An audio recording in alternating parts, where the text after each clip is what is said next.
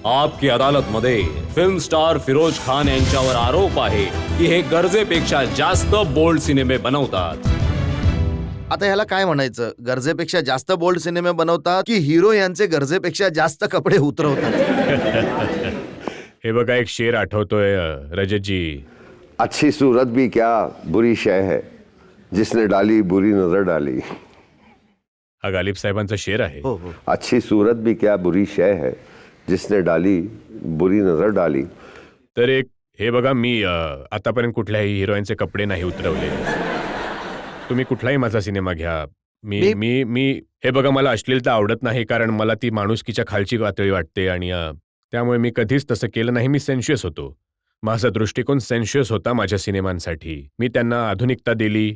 मी त्यांना माझे सिनेमे काळाच्या पुढे होते आणि कपडे जे त्या घालायच्या म्हणजे जे नव्हते तसं म्हणजे जे त्यांना हवंय ते घालायच्या. हिरोला जे हवंय ते घालायचे. मी कुर्बानीचं तुम्हाला उदाहरण देतो. शोले सारखे सिनेमे व्हायलन्स असून सुद्धा त्याला यू सर्टिफिकेट मिळालं. पण कुर्बानी सारख्या सिनेमाला ए सर्टिफिकेट मिळालं केवळ यामुळे की हिरोईनचे कपडे कमी होते. आधी ए मिळालं होतं. मी आलो होतो इथे फाईट केलं. मी एक्झाम्पल शोलेचं दिलं आणि मी खूप लढलो त्या सिनेमासाठी आणि कुर्बानी यू झाला. It was not a.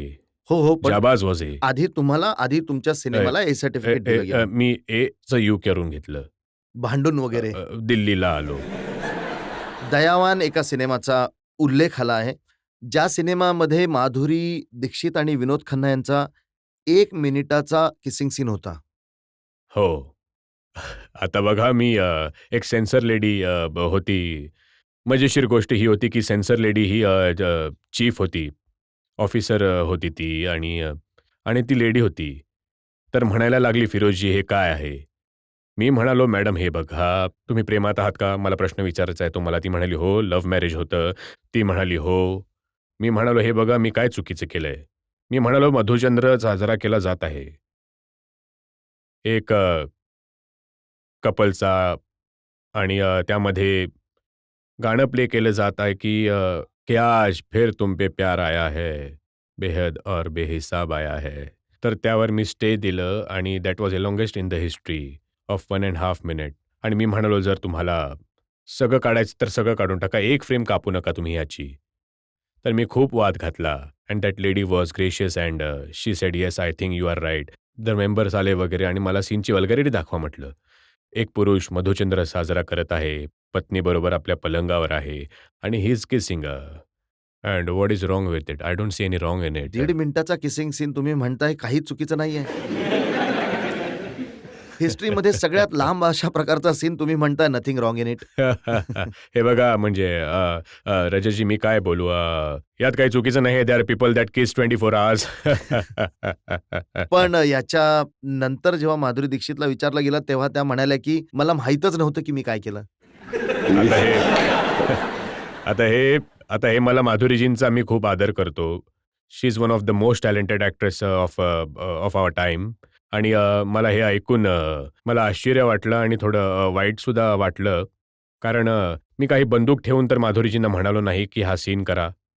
तर त्यांची आई नेहमी यायची शूटिंगला. तर मी माधुरीजींना म्हणालो की माधुरी, तुम्ही तुमच्या आईला सांगा की इथे फक्त 3 माणसं होती या सीनमध्ये. मी कॅमेरा ऑपरेट करत होतो. My Kamal Bose, one of the most fabulous lighting man, Vimal Roy वगैरे त्या वेळेचे कॅमेरामॅन होते. ते त्यांच्या मिड 70sमध्ये होते आणि त्यावेळी तरी फिट होते. आणि त्यांचा असिस्टंट चुनी. आम्ही केवळ तिघे होतो त्या सीनमध्ये. तो एक सेट लावलेला होता जो की स्लममध्ये जिथे तैवान राहत होते. मी कॅमेरा ऑपरेट करत होतो. मी त्याला सांगितलं होतं की मी ऑपरेट करणार म्हणून आणि मी तिला सांगितलं, तिने आईला बाहेर पाठवलं. आता आई त्यांची बाहेरसुद्धा गेली कारण it was very embarrassing for her mother to see this case. परंतु मला आश्चर्य वाटलं जेव्हा माधुरी ही गोष्ट बोलली की मला माहीत नव्हतं काय चाललंय. तुम्ही काय नशेच्या अवस्थेमध्ये होता? म्हणजे मला माहीत नाही. I was surprised. पण तुम्ही हे मान्य पण करता आय की have tremendous regards for her. Let me tell you, I have tremendous regards पण फॉर तुम्ही हे माधुरी. मानता की जेव्हा जेव्हा तुम्ही कुठलाही सिनेमा बनवला, मग तो कुर्बानी बनवला, मग तो धर्मात्मा बनवला किंवा जाबाज बनवला, प्रत्येक वेळी सेन्सरशी तुमचं भांडण झालं. चर्चा झाली, वाद झाला. चर्चा झाली, वाद झाला. धर्मात्माच्या वेळी मला ए सर्टिफिकेट दिलं गेलं होतं. 48 कट. धर्मात्मा आणि शोले बरोबरच लागले होते. तर मी दिल्लीला आलो आणि मी इथे होतो ऑलमोस्ट सगळ्या गुजराल साहेब त्यावेळी आपल्या इन्फॉर्मेशन मिनिस्टर होते. 28 दिवस मी लढलो. हे कटआउट 48 कट्स अँड माझ्या सिनेमाचा ट्रेलर बनवला होता अ, रजतजी. मग तुम्ही असा सिनेमा बनवतच का होता ज्यामध्ये 48 कट लावावे लागतील? आता बघा मी ते योग्यच नव्हते. आता तुम्ही परत कुर्बानी बनवत आहात, मग परत तुमचा सेन्सरशी वाद होईल का? नाही, अजिबात वाद होणार नाही. आणि मला असं वाटतं की census also have come places आणि जग बदलतंय आता. हे खरं आहे का की जो सगळ्यात मोठा हिट होता तुमचा कुर्बानी त्याचा रिमेक करता यासाठी की आपला मुलगा फरदीनला पुन्हा एकदा एक हिट देऊ शकाल? हे हे अजिबात बरोबर नाहीये तुमचं Rajatji. In the sense to an extend yes.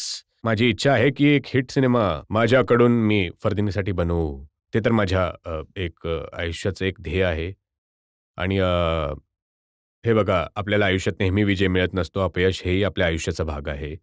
परंतु हे नक्कीच आहे की कुर्बानी माझ्यासाठी सगळ्यात मोठं चॅलेंज होतं, की मी असा सिनेमा बनवला जो त्या काळी एवढा हिट होता आणि आताचा सिनेमा केला जातो त्यांच्या सगळ्या मॉडर्न टेक्निक्सनी वगैरे. तर आता हे मोठं चॅलेंज आहे. मलाच 6 महिने लागले होते. हा सिनेमा बनवण्यासाठी हिम्मत पुन्हा करू शकेल. तेव्हाच्या म्युझिकला मला टक्कर द्यावी लागेल. समजलं ना? त्यामध्ये फिरोज खान आणि विनोद खन्नाला सुद्धा शोधावं लागेल. मग नाझी कोण हसनला असेल सुद्धा फिरोज खान शोधावं आणि लागेल. कोण असेल विनोद खन्ना? फिरोज खान तर आपला फरदीन खान असेल आणि मी अमजद खानचा रोल प्ले करत आहे. आणि दुसरा हिरो अजून ठरला नाही आणि हिरोईन सुद्धा ठरली नाहीये. जॅकी श्रॉफ एक रोल करत आहे राखाचा. आणखी एक मुलगी आहे ती सुद्धा ठरली नाहीये. डेट्सचा आहे प्रॉब्लेम, की ज्या डेट्स मला सूट करतील आणि जे स्टार्स मला सूट करतील. कारण माझी इच्छा आहे की 6 महिन्यांमध्ये हा सिनेमा बनावा.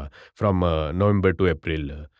आणि मला येणाऱ्या दिवाळीला रिलीज करायचा आहे. तुमचे जितके सिनेमे आहेत त्यामध्ये जिथे एक तुम्ही असता, एक हिरो सुद्धा असतो, बरोबर?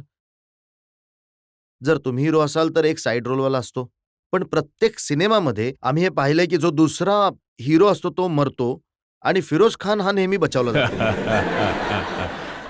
योगायोगाची गोष्ट आहे ही. योगायोगाची गोष्ट आहे. बघा, नाही, जानशींच्या व्यतिरिक्त. जानशींच्या व्यतिरिक्त जिथे फरदीन खान मला गोळी मारतो.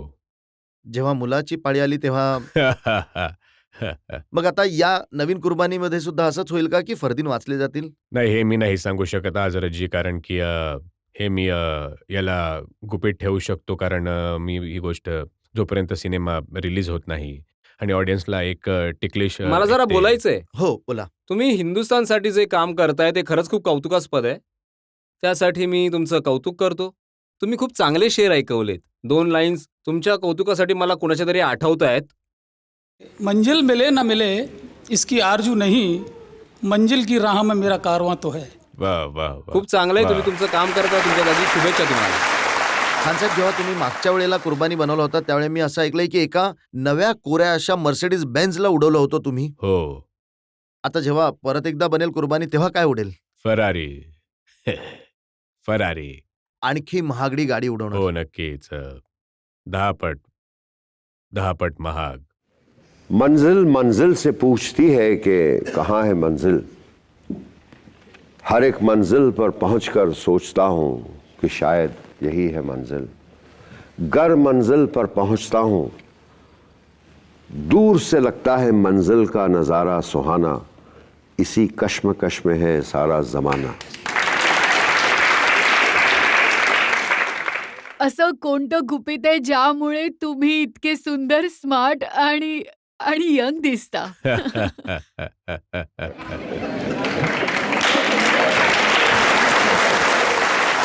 मी आपलं रहस्य काय सांगू. मन स्वच्छ आहे, वृत्ती स्वच्छ आहे. तर एक तरी गोष्ट आहे की मन स्वच्छ आहे, वृत्ती स्वच्छ आहे.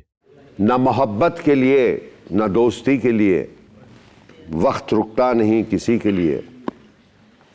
अपने दिल को न दुख दे यूं ही इस जमाने की बेरुखी के लिए.